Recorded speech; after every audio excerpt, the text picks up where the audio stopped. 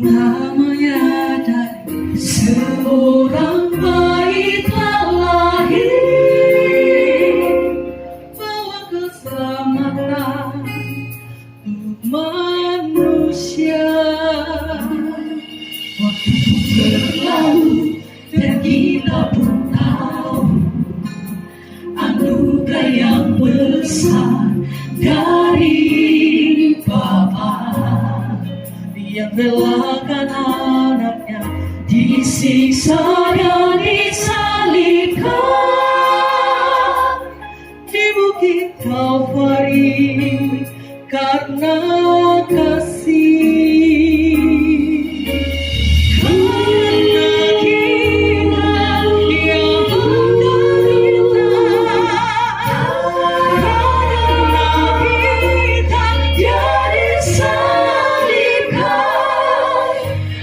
Dunia yang hilang diselamatkan dari hukuman kekal.